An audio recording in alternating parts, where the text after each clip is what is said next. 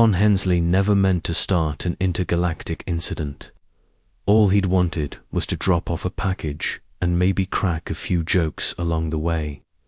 But instead, he found himself standing in the middle of an elite alien auction house, holding a crushed bouquet of half-dead Earth daisies and facing the most intimidating woman he'd ever seen. Her name was Queen Aira of Rillen 5, and she looked like royalty-made flesh-silver armor that shimmered like liquid moonlight, eyes that glowed with intelligence, and a posture that dared anyone to challenge her. Fon, in his stained courier vest and mismatched socks, felt painfully out of place. The delivery had gone wrong from the start. A mix-up in labels, a delay in customs, and one really aggressive security droid later. Fon had ended up in the Queen's private gallery, sweaty, bruised, and desperate to calm the tension in the room. That's when he offered the flower. "It's not much," he said, shrugging. "But where I'm from, flowers are a way of saying sorry, or thank you, or sometimes both." Aira had stared at him for a long time, silent. Then she took the flower, held it to her nose like a human might, and said just one word: "Accepted." Fon had no idea what she meant, but he was relieved she didn't kill him on the spot. That relief didn't last long. Minutes later, her aides were swarming him, recording his biometrics, fitting him for strange formal clothing, and announcing that he had been chosen as the consort. Fon didn't even know what that meant until someone whispered the translation into his ear. "You just proposed to the Queen," the aide said, "and she accepted. Congratulations, husband." Fon's brain short-circuited.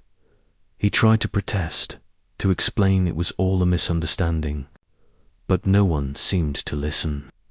He was ushered onto a ship, surrounded by guards, and taken away from Earth before he could even grab a clean pair of socks. Now, sitting in a royal star cruiser orbiting a world he couldn't pronounce, Fon wondered if he'd just become part of the strangest love story in the galaxy or its shortest marriage. Aira entered the chamber. Her armor exchanged for ceremonial robes that shimmered like galaxies. She stood tall, hands behind her back, watching him closely. "You offered me a symbol of union," she said. "In Rillen culture, that is a binding gesture." Fon blinked. It was a daisy. She nodded. "A rare and sacred bloom on our planet only offered to the one chosen to share destiny," Fon said. "Neat. Totally meant to do that." Her lips curved into the smallest smile. "You are strange, but bold. We value that." Fon looked at her, this terrifying, beautiful alien queen who had just accepted him as her mate over a wilted flower, and all he could say was, "So, what now, Aira?" Turned to the viewport, revealing a planet bathed in purple light. "Now, we prepare for the wedding." Fon dropped his head into his hands. "I don't even know your last name." Fon had imagined a lot of strange things in his life, but being wrapped in glowing silk by 5 hovering tailors while alien trumpets played in the background hadn't been one of them. Yet here he was, standing on a floating platform high above a sea of clouds, dressed in ceremonial robes that looked like they'd been stolen from a cosmic fashion show, about to marry an alien queen he'd just met. Queen Aira stood across from him, regal and calm, her silver and black gown flowing like smoke in zero gravity. Her crown wasn't just jewelry, it was alive. The metallic filaments pulsed gently as if breathing. Fon tried not to stare too hard. The guests, a blend of humanoid and otherworldly beings, watched in silence, their expressions unreadable. No one had explained the ceremony to Fon in detail. All he knew was that it involved lights, vows, and something called the bottom mark. He turned to Ara, hoping to find a hint of humanity or at least mercy in her expression. "Just checking," he whispered. "There's still time for me to wake up from this dream, right?" Ara raised an eyebrow. "You are not dreaming, husband," Fon sighed. "Didn't think so." A tall alien priest stepped forward, its body made of translucent crystal, and lifted what looked like a glowing rod into the air. Fon flinched. "Ara. Didn. Single quote, the priest spoke in a melodic language that Fon couldn't understand. But the translator chip in his ear buzzed to life. "Do you, Queen Era of Rillon 5, accept this union of spirit and alliance with the human known as Fon Hensley?" "I do," Era said without hesitation.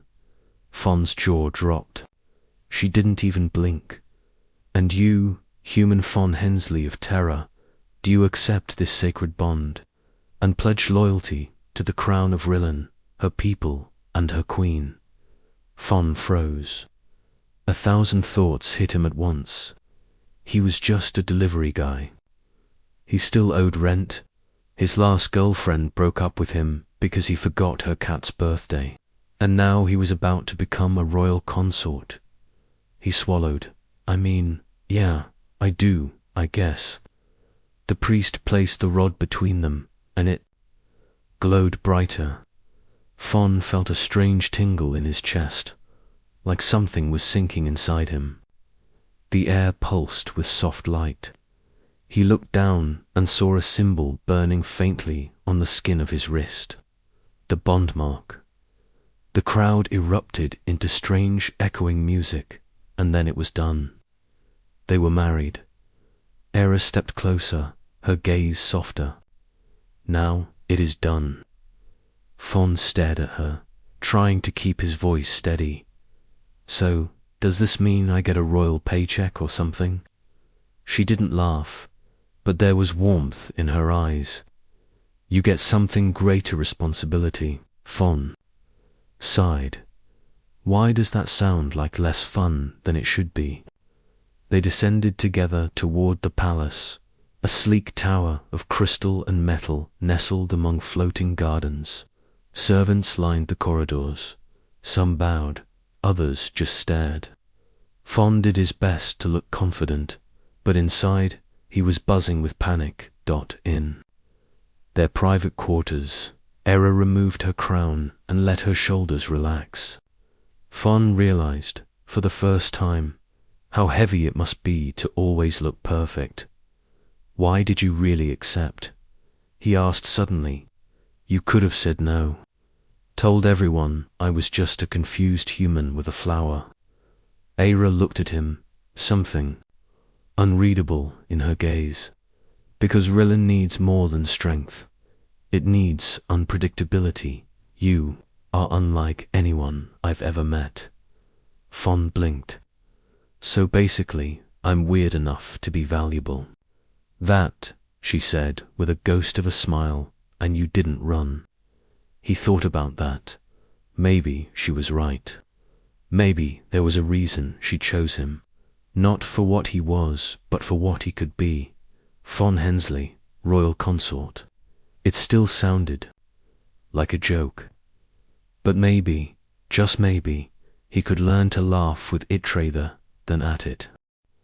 Fon thought that marrying an alien queen would be the weirdest part of his week. He was wrong. The next morning, he was woken by a soft chime echoing through his luxurious new chamber. At first, he rolled over, burying his head under the silken pillows. But then the doors slid open with a hiss, and 3 attendants entered glowing robes, expressionless faces, and what looked like floating clipboards. "The consort must rise," one of them said in a sing-song voice. "His schedule awaits." Fon groaned. "Schedule? Already? I just got married yesterday. Can't we at least do a honeymoon first?" "The Queen begins early," the second attendant replied, already helping him into an overly elaborate outfit that shimmered with blues and golds, and so must her husband. 10 minutes later, Fon was standing beside Queen Era in the royal audience hall, facing a line of dignitaries, warriors, and planetary governors.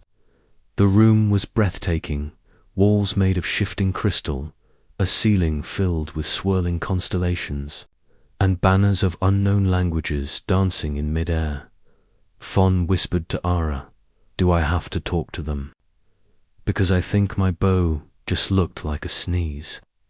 She didn't look at him, but her lips moved just enough. Speak only when spoken to. Listen, learn. The first alien stepped forward, a furry being with wide eyes and a voice that sounded like a purring engine. It addressed Fon directly. "Your kind has no history of ruling. Why should we respect you?" Fon blinked. That escalated fast. He glanced at Ara, but she didn't intervene. He was expected to respond. "Well," Fon said slowly, rubbing the back of his neck, "you're right. I've never ruled anything. I once lost control of a microwave and set off the fire alarm in my apartment. But I'm here now, and I'm learning. I might not be the leader you expect, but I care. And sometimes that's a better start than pretending I have all the answers." The room was silent. Then the furry alien let out a strange rumble after. Maybe And nodded before. Stepping back, more representatives came forward. Fon answered honestly, awkwardly, sometimes with too much sarcasm, but slowly the tension in the room shifted. Some aliens smiled. A few even nodded. After the final visitor left, Ara turned to him.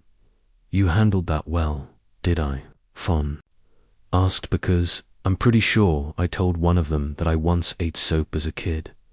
"It showed honesty," Ira said, "and vulnerability. Great. So the fate of the Rillan Empire is in the hands of a guy who used to think shampoo was juice." Ara studied him for a long moment. "Perhaps that's what we need."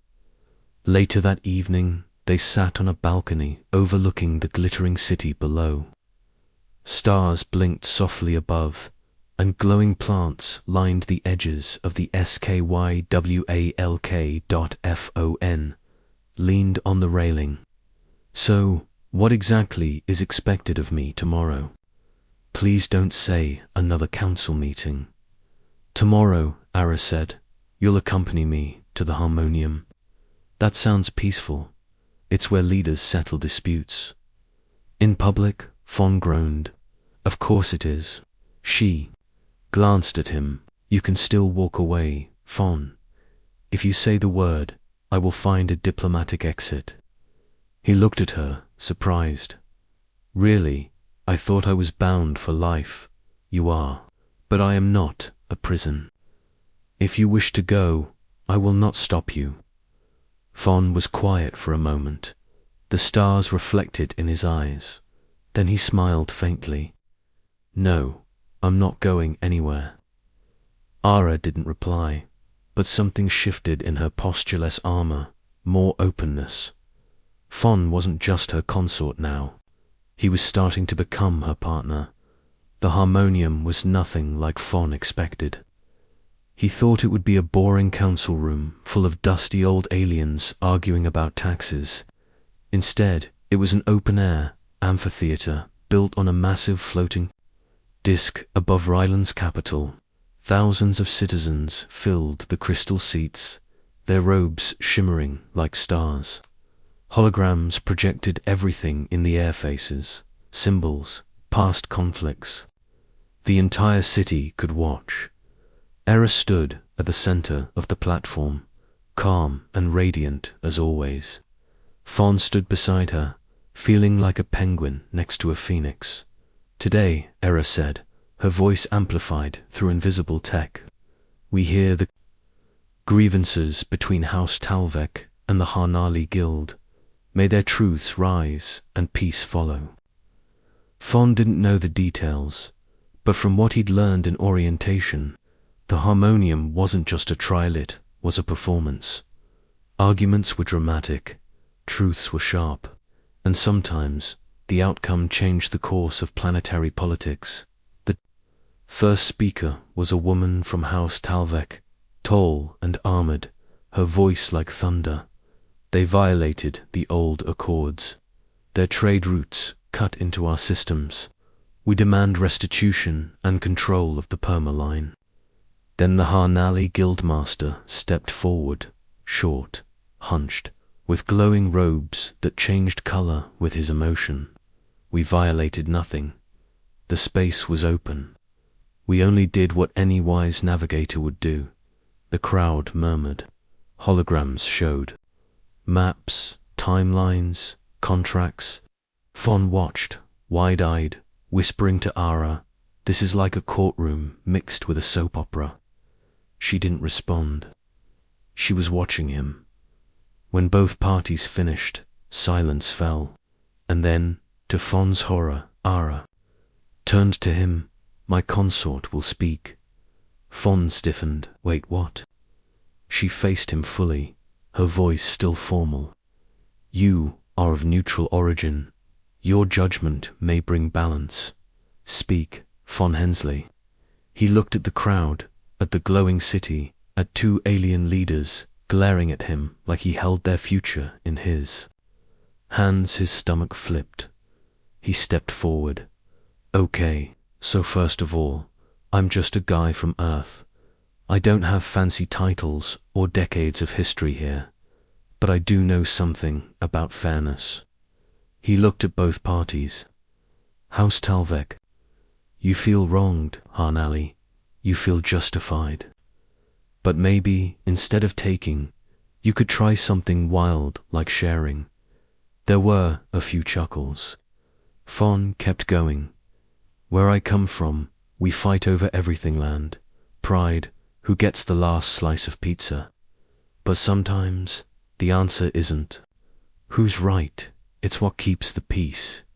You both need that Perma-line, so split the rights, rotate patrols, make it a joint corridor. That way you build trust instead of resentment." The crowd was still. Era didn't blink. The two alien leaders glanced at each other. Then, slowly, they nodded. Fon exhaled. Holy crap, that actually worked. Afterward, back in the palace, Ara approached him in their private garden. Moonflowers bloomed in the air, pulsing softly with their shared breath. "You surprised me," she said. "That was not how we usually settle disputes." Fon shrugged. "Yeah, well, Earth logic is messy, but sometimes it gets results." She tilted her head. "You speak from instinct, emotion. Is that bad?" "No," she said quietly. "It is human." He laughed softly. "I'll take that as a compliment." Era looked at him for a long moment. "There is something about you, Fon. You speak foolishness, but it lands like wisdom." Fon grinned. "That's just my charm." They stood close, the silence thick with something neither of them named, but it was their dash growing dot. Maybe this wasn't just a duty anymore. Maybe this was becoming something real.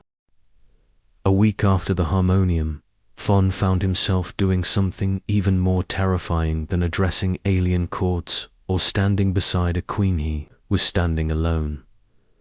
Ara had left for a 3-day summit on the far side of the system.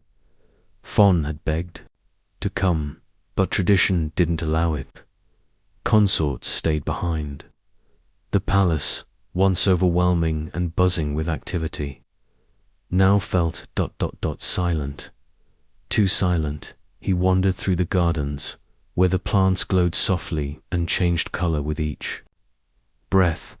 He sat by the pond where they'd first talked without guards, and he touched the surface, watching his reflection ripple.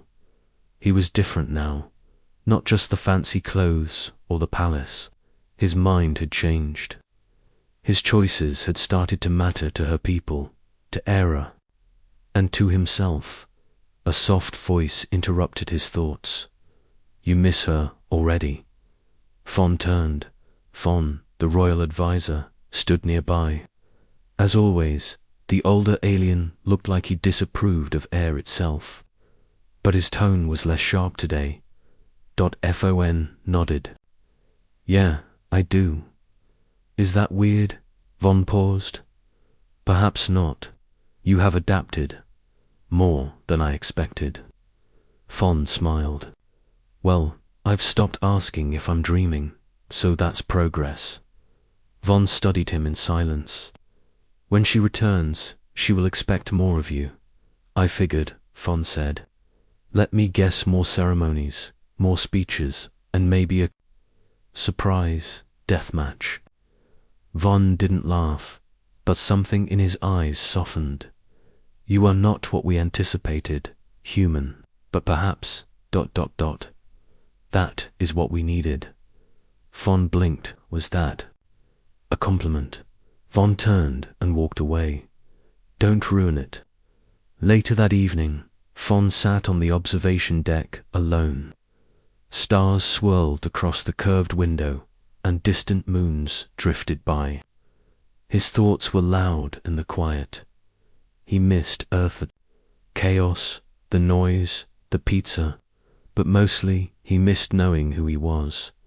Here he was still Fon, but he was also the consort of a queen, a voice in a galaxy that didn't know what to do with someone like him. And then, without warning, the ship shimmered into orbit. Her ship Fon ran to the landing bay, heart thudding like a drum. The doors opened with a hiss, and Ara stepped out, flanked by guards, dressed in armor that still gleamed from political battle. But her eyes searched for him instantly. Their gazes met, and Fon didn't hesitate. He ran to her and hugged her. It was a very unroyal thing to do, but Era didn't pull away. I thought I wasn't supposed to cling to the queen in public, he whispered. I'll make an exception, she replied. They walked together through the corridors, silent but close. Finally, Fon asked, How'd the summit go? Long, Ara replied, but fruitful. I convinced 2 enemy clans to agree to a truce. Fon raised an eyebrow. No way, you did that without me. She smiled. Perhaps next time you will come with me. He looked at her, surprised. Really? You've proven you can speak for more than yourself. Fon grinned. So, I guess I'm not just the guy who gave you a flower anymore. She stopped. You are still that guy. That is why I chose you. He looked at her, and something shifted, quiet, deep, real. Did you mean it? He asked softly. Back then, when you accepted. Era's voice dropped to barely a whisper. Yes. Fon reached into his coat pocket and pulled out something smaller flower. A real one, this time. He'd found it growing wild in the garden, the only earth bloom in an alien world. He held it out to her again. I know, I already gave you one, he said, but this time I want to mean it. Ara took the flower, eyes never leaving his. I accept, she whispered,